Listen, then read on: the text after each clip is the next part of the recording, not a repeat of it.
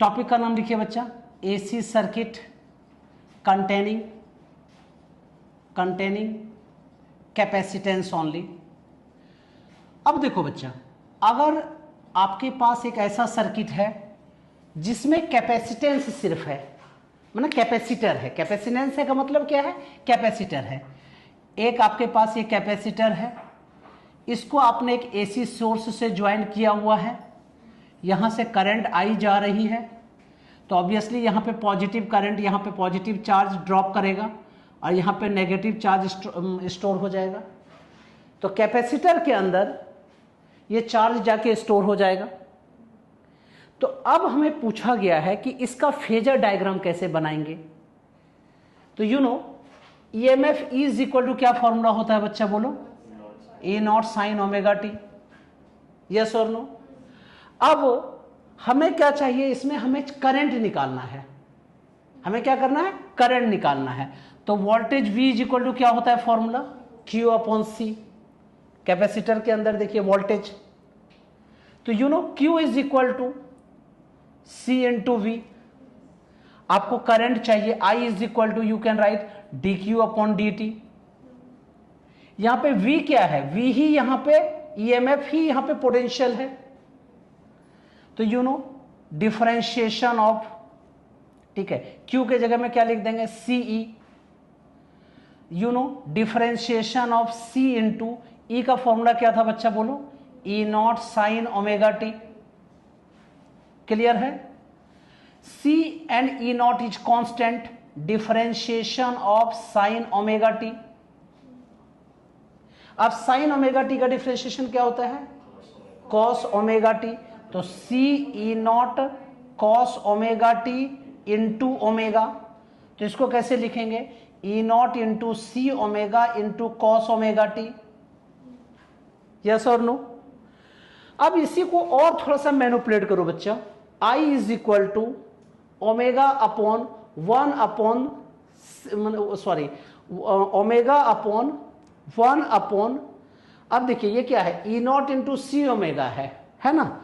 तो हम लोग इसको कैसे लिख सकते हैं, कॉस ओमेगा टी है, इसको साइन में कन्वर्ट कर दीजिए, और यहां हमारे पास E not C into omega दिया हुआ है ना।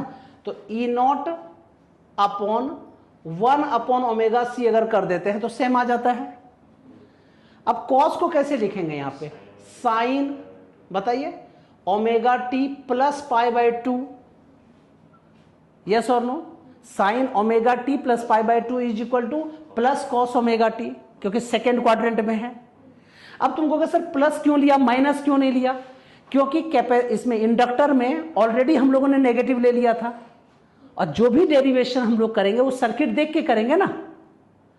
तो you know current I is equal to, compare कीजिए इसको, I naught sine omega t plus pi by 2, where I naught is equal to E naught upon 1 upon omega C, yes और no बच्चा, is equal to E naught upon XC।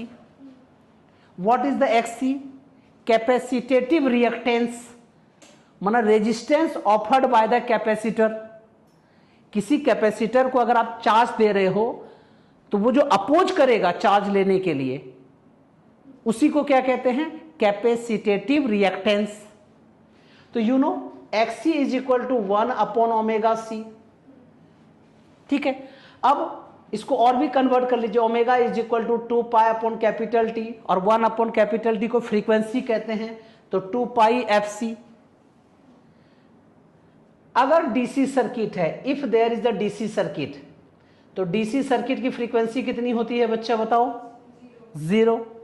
तो अब XC यहां पे कितना हो जाएगा, 1 upon 2 pi into 0 into C, इसका मतलब इन्फानाइट। इसका मतलब क्या है, रेजिस्टेंस ही इन्फानाइट हो गया, कैपेसिटिव रिएक्टेंस ही इन्फानाइट हो गया, इसका मतलब सर्किट को ब्लॉक कर देगा। तो अगर कभी कैपेसिटर को किसी बैटरी के साथ जोड़ देते हैं तो ब्लॉक डीसी, करंट को जाने ही नहीं देता है, वो सारा चार्ज को क्या करता है, अपने अंदर स्टोर करने लगता है, यस और नो। अब देखिए बच्चा, अगर सपोज कीजिए आपके पास इन सबका फेजर डायग्राम ड्रॉ करना है आपको, तो कैसे करेंगे। ये आपके पास कौन सा डायग्राम है? Circuit diagram. इसी को क्या कहते हैं? Electrical diagram. अब अगर मैं फेजर डायग्राम से पहले हम लोग ऐसा करते हैं, वेव डायग्राम ड्रॉ कर लेते हैं। अगर आपके पास E या I है, यहां पे टाइम है, तो E इज इक्वल टू क्या फॉर्मूला था बच्चा? बोलो। E naught sine omega T, मतलब सिनुसॉइडल है तो E naught sine omega T. ये ग्राफ हो गया। अब यहां पे करंट में देखो तो I naught sine omega t plus pi by 2, मतलब ओमेगा टी से ज्यादा पाई बाय 2। तो देखो अब हमें इससे ज्यादा होना चाहिए, तो इस साइड लेंगे या ऊपर साइड लेंगे? ऊपर साइड। तो यहां पे क्या हो गया? Omega t plus pi by 2।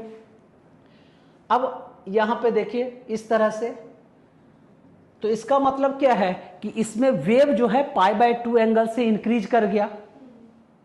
Omega t plus pi by 2, जब ओमेगा टी 0 है उस समय में एंगल पाई बाय 2 हो जाएगा, मतलब मैक्सिमम। मैक्सिमम से 0, 0 से मिनिमम, इस तरह से। इसका मतलब क्या हुआ बच्चा? करंट जो है वो ईएमएफ से पाई बाय 2 फेज एंगल से बढ़ जाता है, इंक्रीज कर जाता है। अब इसी को फेजर डायग्राम में देखते हैं। ये आपके पास टाइम है एक्स एक्सिस में। अब आपको पता है E is equal to E naught sine omega t. You know this one is the E naught. ये बड़ा वाला वैल्यू क्या है बच्चा? E naught. यहां पे एंगल क्या है? Omega t. तो अगर हम लोगों को ये वाला पार्ट लिखना है तो इसको क्या लिखेंगे? E not cos omega T. इस वाले को क्या कहेंगे बच्चा? E naught sine omega T. This is called E। जब ये E naught sine omega t तो ये भी E naught sine omega T होगा, इसी को E बोल सकते हैं हम लोग। अब बोला क्या है? प्लस पाई बाय 2, तो ओमेगा टी से यहां पे 90 डिग्री ड्रॉ कर दीजिए। 90 डिग्री ड्रॉ करके यहां से फेज ड्रॉ कीजिए।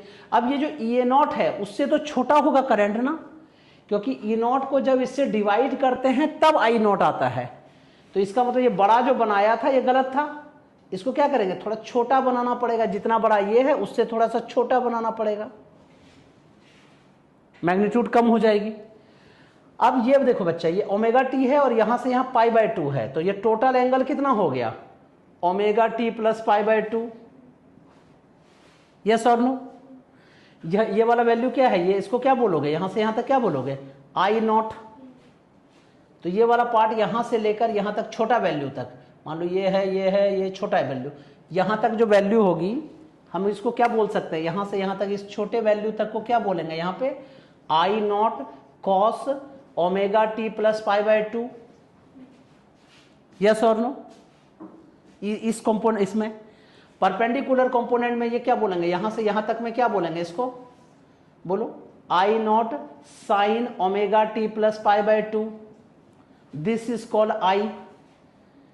तो आपने क्या सीखा कि अगर आपके पास एसी सर्किट जिसमें कैपेसिटर लगा हुआ है, इसमें करंट की वैल्यू फेज वाइज बढ़ जाती है, ईएमएफ की वैल्यू कम होती है करंट के सेंस में।